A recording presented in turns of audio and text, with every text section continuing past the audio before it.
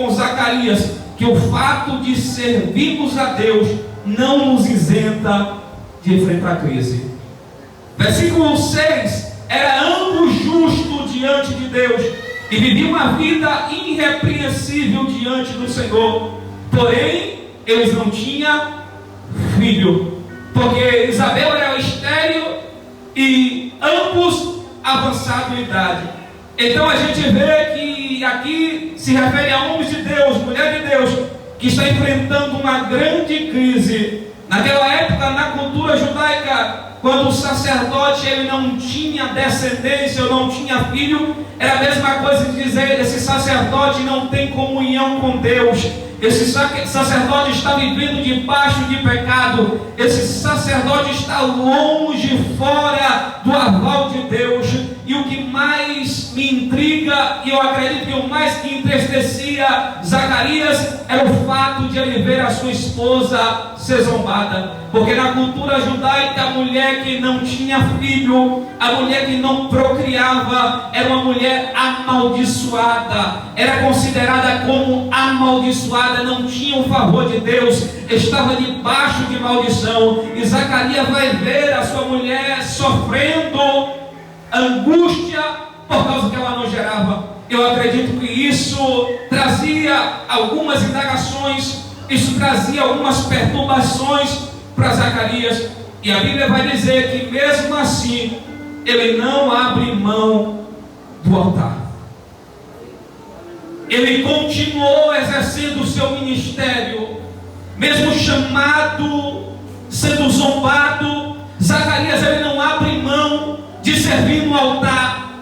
Se fosse nos dias de hoje, muitos desistiriam do altar. Eu não vou subir mais para o templo, não. Eu não vou adorar mais, não, porque Deus não tem feito nada em meu favor. Zacarias poderia se rebelar contra Deus, mas mesmo diante da situação que ele vivia, ele escolheu servir no altar. E o texto vai dizer que, exercendo ele o sacerdócio diante de Deus, coube na ordem da sua turma oferecer no altar do Senhor sacrifício. Zacarias, mesmo em crise, ele não abre mão do altar do incenso. Para você ir para o altar do incenso, você precisa portar o incensário. Existia 3 aromas que eram colocados dentro do incensário para ser ministrado no templo. Geralmente o sacerdote ele tinha 2 ajudantes. O primeiro ajudante ele pegava a brasa do altar do sacrifício e levava para o altar do incenso e saía. O segundo sacerdote, o ajudante sacerdote, ele pegava agora o incensário e colocava sobre essas brasas que estavam no altar do incenso e saía. E depois esse sacerdote pegava o incensário e começava a ofertar no santuário do Senhor. Eu falei que existia 3 especiarias que eram colocadas dentro desse incensário. Segundo Êxodo 30, a partir do verso 34. A primeira especiaria era a estoraque. A especiaria aromática chamada estoraque. Só que essas especiarias você não encontrava nas barraquinhas aí fora. Essas especiarias você não encontrava na OLX. Essa especiaria você não comprava na internet, não tinha acesso na internet. Essa especiaria era uma especiaria de difícil acesso. A estoraque, para você entender, a estoraque só era encontrada no Monte da Líbia ou no Líbano. Era só lá que encontrava essa especiaria chamada estoraque. Era lá que era encontrado.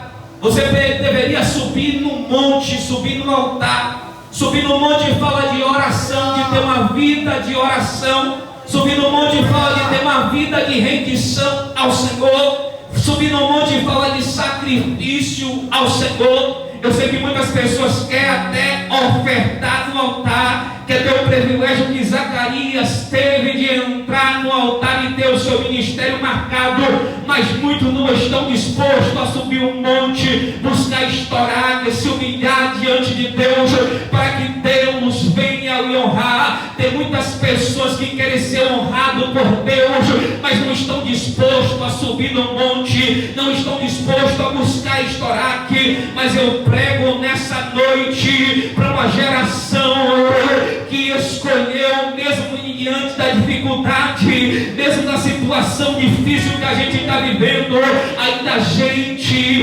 encontra coragem para subir no monte, porque só no monte a gente encontra a resposta para todas as nossas indagações. A primeira especiaria era Estoraque, a segunda especiaria era a única.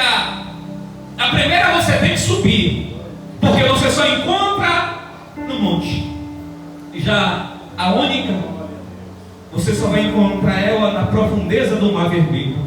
Então você primeiro sobe, mas depois você precisa ter disposição também para descer, porque a única você só encontra na profundeza do Mar Vermelho. Você precisa mergulhar bem profundo para que você encontre a única. E a única, ela fica dentro de um caranguejo que é da família do astrombo. E você vai ter que abrir esse caranguejo e tirar uma resina que está dentro desse caranguejo, para que você possa colocar dentro do incensário. E estão vivendo uma geração que quer até subir, que quer até ter aula forte, mas não estão preparando para descer. O grande problema de você subir é que muitas das vezes você se torna soberbo, o seu nariz empina porque você acostumou a estar lá em cima, mas agora é necessário descer. A Bíblia vai falar em 2 Reis, no seu capítulo 5, que Naamã, chefe do rei da Síria, um homem valoroso, um homem de respeito, honrado, condecorado, um homem que venceu várias pelejas, mas chegou uma situação que ele foi acometido de lepra. E uma das meninas que estava a serviço de Naamã vai falar para sua esposa, vai dizer: oxalá, se o meu Senhor estivesse em Samaria, porque lá existe um profeta, lá existe um homem de Deus, que com certeza iria orar por Naamã e ele seria curado. Naamã vai entrar e vai ser notificado, ele vai até o rei da Síria e vai dizer: eu quero carta para eu ir para Israel, porque diz que lá tem um profeta, um homem de Deus, e eu acredito que eu vou ser curado. Naamã, achando, porque ele tinha credencial, porque ele era bem condecorado, que ele chegaria na casa do profeta, o profeta estenderia as suas mãos, oraria por ele e iria lhe curar. Quando ele chega na frente da casa do profeta Eliseu vai mandar o mensageiro e diga para Naamã para ele ir para a profundeza do rio Jordão e se mergulhar, porque a restauração da saúde dele está em mergulhar no Jordão. Naamã se indaga, fica furioso, dizendo: não é Abana e Papá, rio de Damasco melhor, e eu vou me mergulhar num rio poluído que nada. Um dos servos vai dizer: ó meu Senhor, se ele falasse outra coisa para você ser curado, você não faria? Então mergulha no Jordão. Em outras palavras, Eliseu estava dizendo: ei Naamã, o teu nariz está muito empinadinho, mas aqui é um mensageiro, é um profeta de Deus, e a mensagem de Deus para você é: desce no Jordão, quer ser curado, mergulha no Jordão, quer ser sarado da lepra, mergulha no Jordão, porque o Jordão ainda tem cura. Estamos vivendo uma geração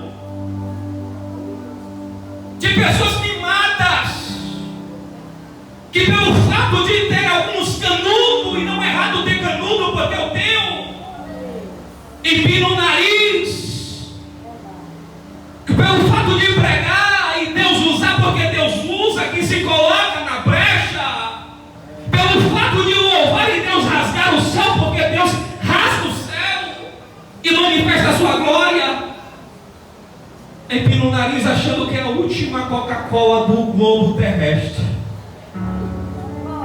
Você precisa mergulhar, você precisa descer. Quer ver Deus se manifestar? Desce. Quer ver a glória de Deus se manifestar? Desce. Quer ver Deus te usar? Desce. Quer Deus operar com sinais e maravilha? Cavaônico.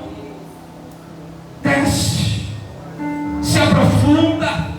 Busca mais, se reverte mais, tenha mais compromisso com o céu. Sorak fala que a gente tem que subir. A única, em contrapartida, diz que a gente precisa descer. Mas existe mais uma especiaria, que é o gálbano. Primeiro eu subo, depois eu preciso descer. Eu já subi, eu já desci, então está tudo bem, está tudo mil maravilha. O gálbano já é fácil ser encontrado. Não é difícil se encontrar o gálbano, mas depois que se encontra, aí que o negócio complica, fica difícil. Porque o gálbano, depois que você encontra essa folha, você precisa esfregar essa folha. Ela precisa ser esfregada até ela criar uma resina e se formar tipo gotas. Já viu uma folha molhada? E tem aquelas gotas. Porém essas gotas, ela não cai automaticamente. Existe um tempo de espera para que essa gota ela caia. Então eu já subi no monte, eu já desci, mas agora eu preciso esperar. Eu preciso aprender a esperar. A gota ela precisa cair. Enquanto a gota não cai, eu espero. Estamos vivendo a geração do fast food, do traz pronto, das coisas fáceis. Mas com Deus é totalmente diferente. Com Deus não existe faz pronto. Com Deus não existe fast food. Com Deus não existe pedir e já recebi. É porque eu sou filho do pastor presidente. Eu vou orar e Deus vai responder automaticamente. É porque eu sou profeta. Eu vou orar e Deus tem que me responder. Porque se Deus não me responder, eu abro mão de ser profeta. É porque eu sou o regente do coral. E eu preciso orar e Deus tem que fazer aquilo que eu estou pedindo. Espera a gota cair. Enquanto a gota não cair, você vai esperando. Você vai dando glória. Você vai buscando o Senhor. Enquanto a gota não cair, fica no lugar que você está. Não saia do lugar que você está antes que a gota caia. Tem muitas pessoas tendo o seu ministério comprometido porque está saindo antes do tempo de Deus. Não quer ser submisso mais o pastor. Não quer ter submissão mais a sua liderança. Espere a gota cair. Enquanto a gota não cair, aguenta e esfrega. Tem hora que Deus nos esfrega. Ah, mas eu sou profeta. Aguenta o esfrega de Deus, porque Deus esfrega profeta também. Mas eu sou pregador, aguento o esfrega de Deus, vai aguentando o esfrega de Deus. Mas eu sou isso, aquilo, aguento o esfrega de Deus. Deus está esfregando, e o esfrega incomoda. Mas segura o incômodo antes que a gota caia. Vai segurando, esfrega muitas das vezes traz dor. Aguenta a dor, mas não saia da posição que Deus quer que você esteja. Não abra mão da sua chamada. Não abra mão dos projetos de Deus. Zacarias estava sendo esfregado, mas ele não saiu do altar. Ele estava dizendo: eu estou avançado em idade. Minha mulher estéril é tida como maldita. Eu sou tido como não tenho favor de Deus. É o esfrega de Deus, mas eu não abro mão do altar. Deus me trouxe aqui para pregar para você nessa noite. Não abra mão do altar. Olha, Xara, vai mandar a chefe. Aguenta, esfrega. Tem hora que Deus nos esfrega, e nos esfrega com vontade. Quando Deus quer esfregar, Ele esfrega com vontade mesmo. Mas o esfrega de Deus, pastor Nilton, não nos mata. Os esfrega de Deus, ainda que a gente entenda, não nos machuca.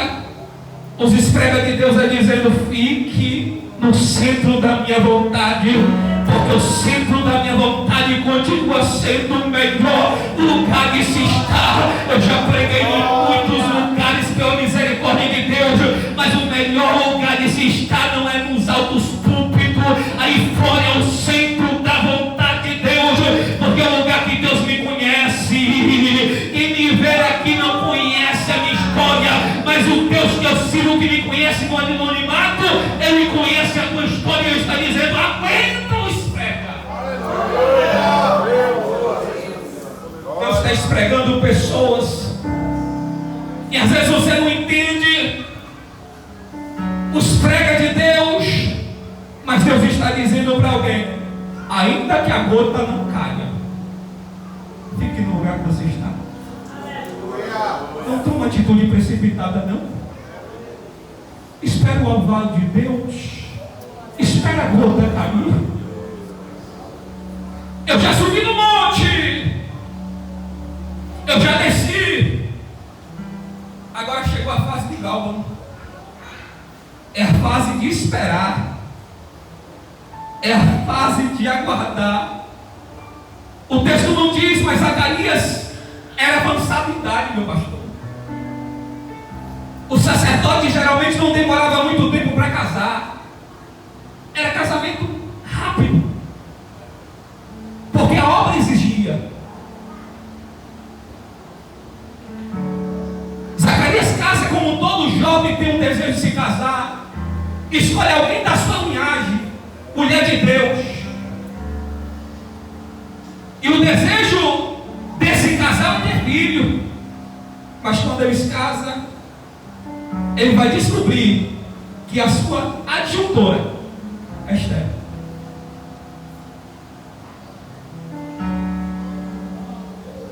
Era infrutífera.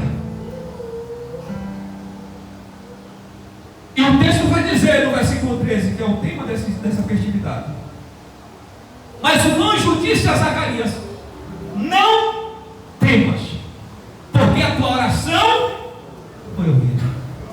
Isso significa que Zacarias estava orando há tempos, anos e anos, pelo milagre, por uma intervenção de Deus. E o tempo vai se passar, e aquilo que era o primeiro problema, esterilidade, madre fechada, vai vir o segundo problema, porque os dois ficam velhos, avançado em idade, e pela ciência, o que já era difícil se tornou impossível.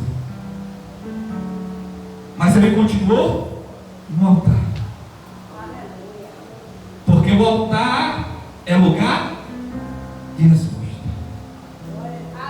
Não temas, porque a tua oração foi ouvida.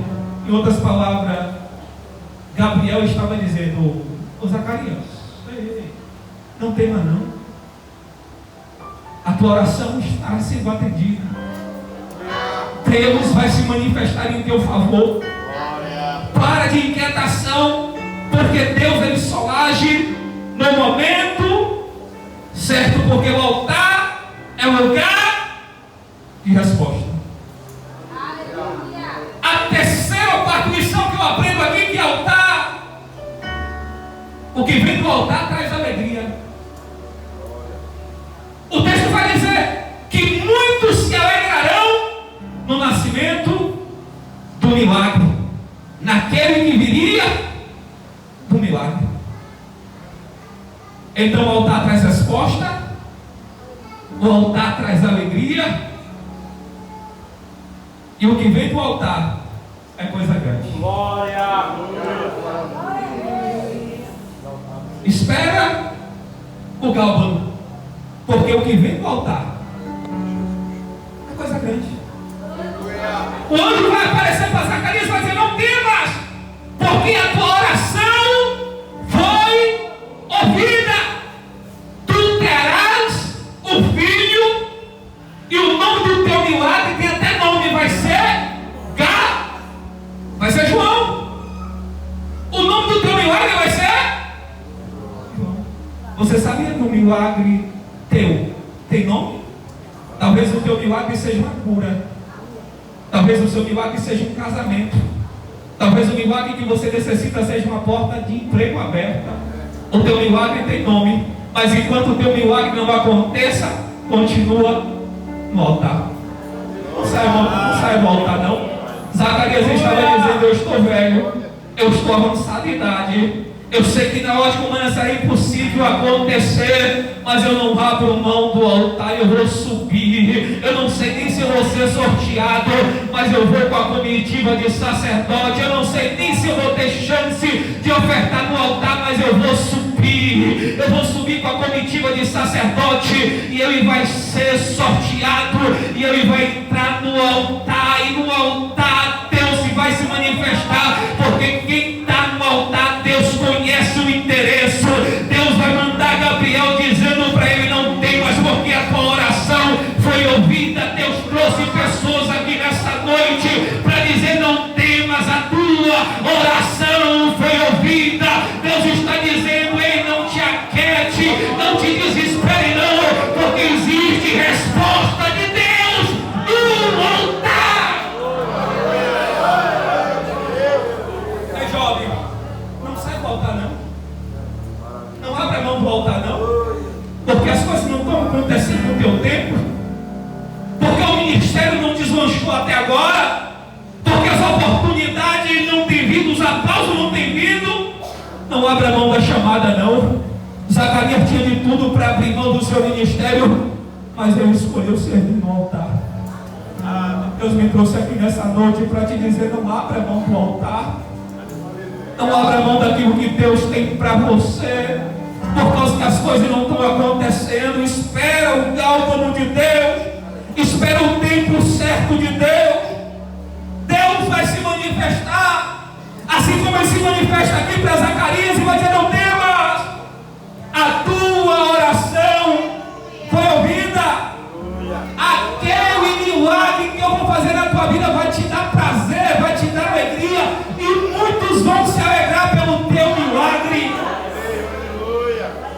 Aquilo que Deus vai fazer vai trazer alegria para outras pessoas, e por isso é necessário esperar a gotinha cair.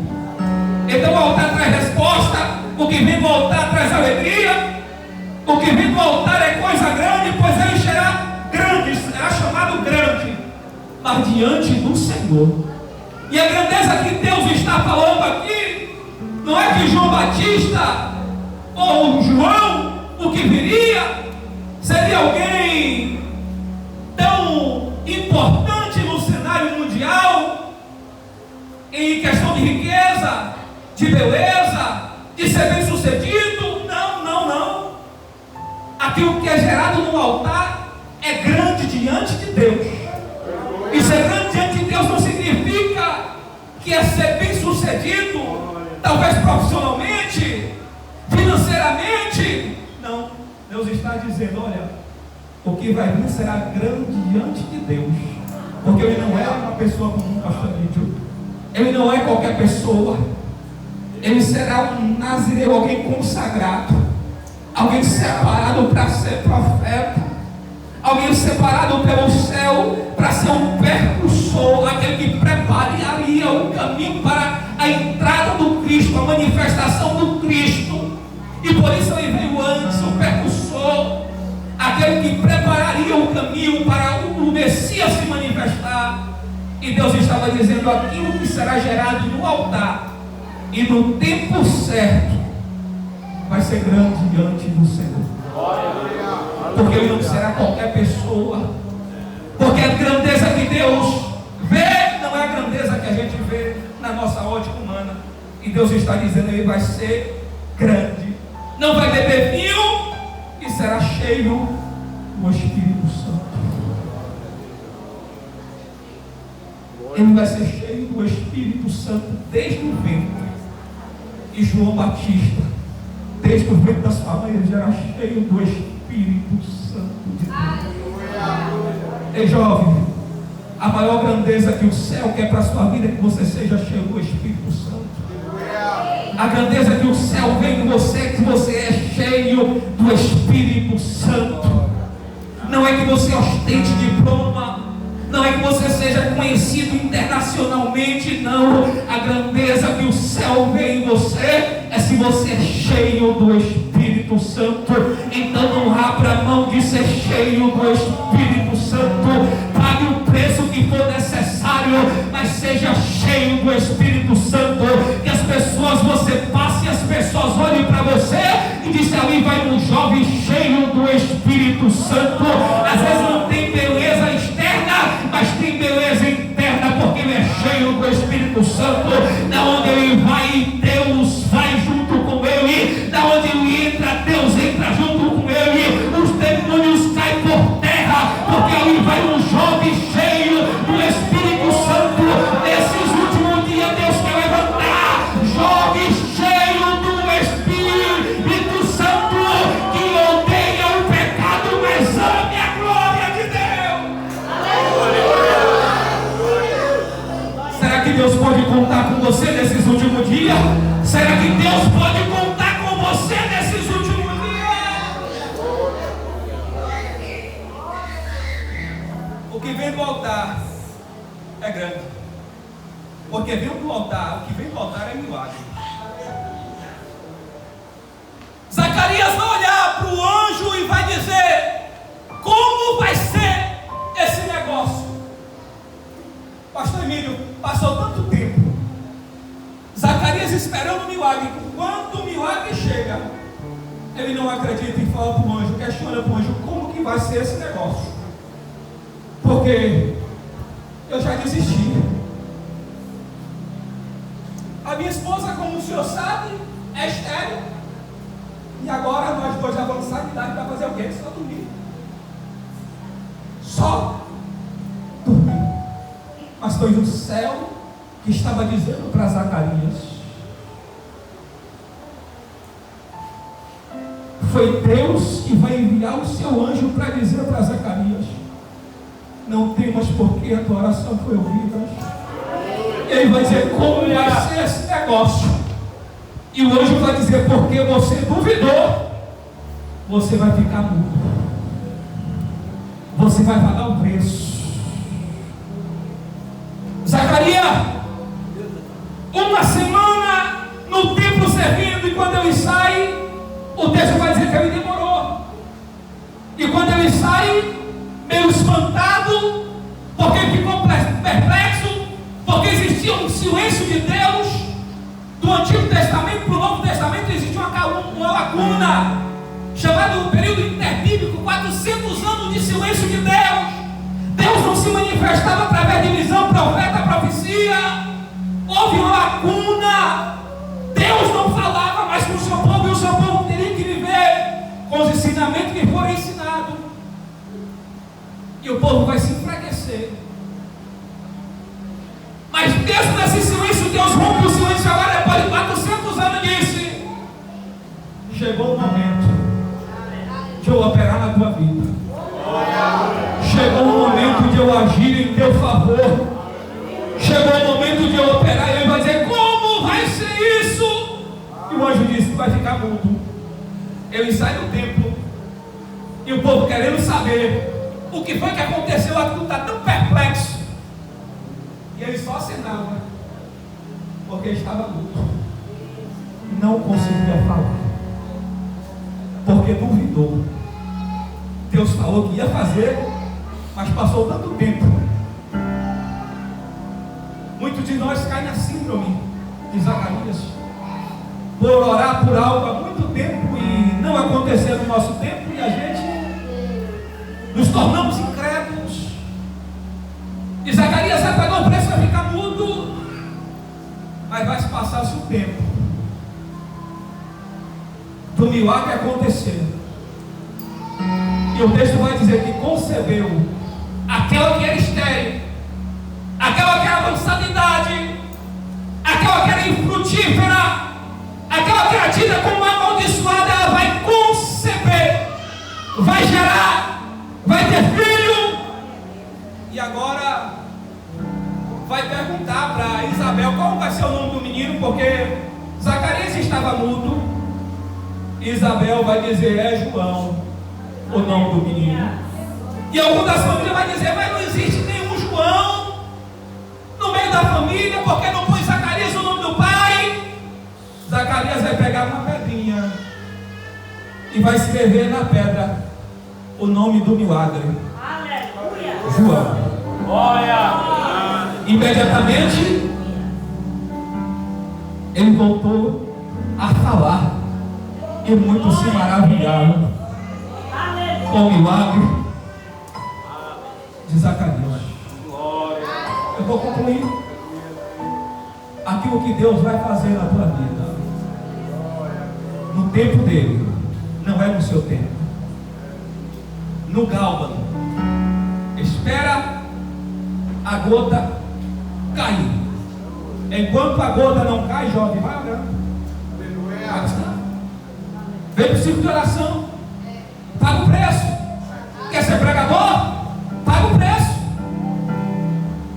Quer adorar o Senhor e ver Deus se manifestar? Paga o preço.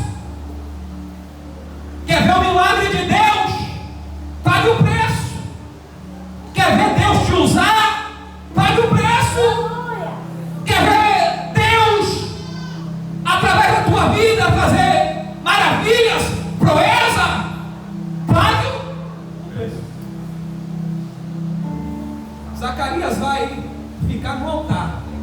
Enquanto o milagre não acontecia, eu estava no altar, sendo zombado, sendo escarnecido, mas ele não desistiu do altar.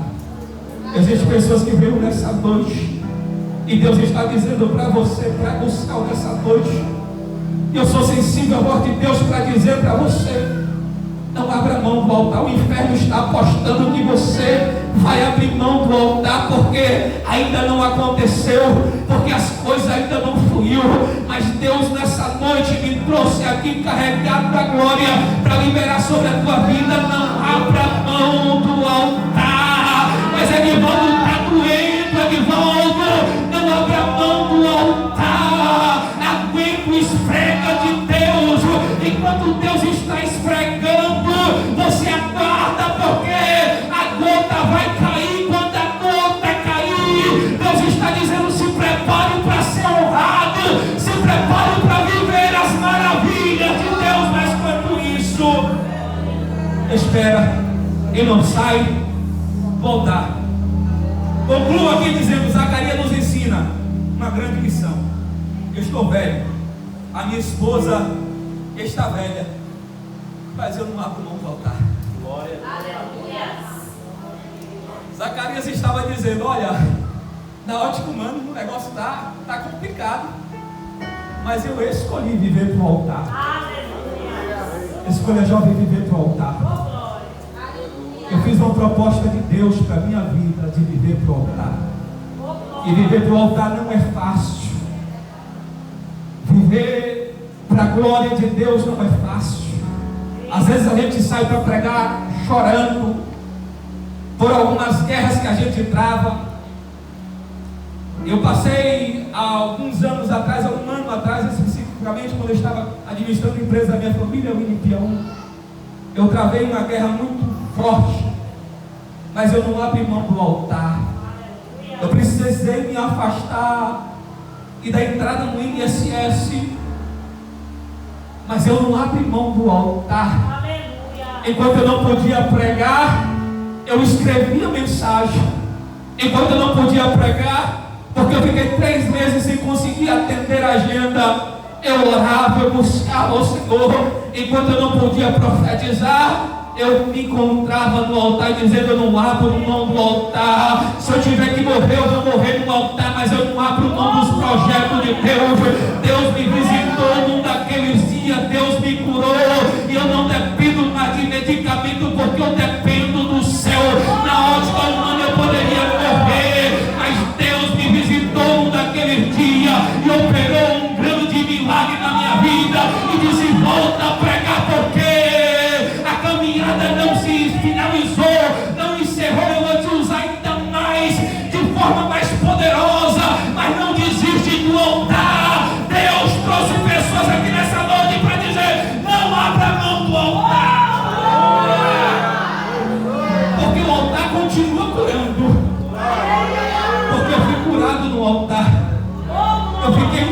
tratamento, mais de 20 dias sem dormir, um dia sequer, virado noite a noite, a mente rodando, mas eu não abro mão do altar. A mente parecia meio enlouquecer, mas eu digo, eu não abro mão do altar, porque eu sei que o altar vai me curar, eu sei que o Deus que eu sirvo no altar vai se manifestar nesse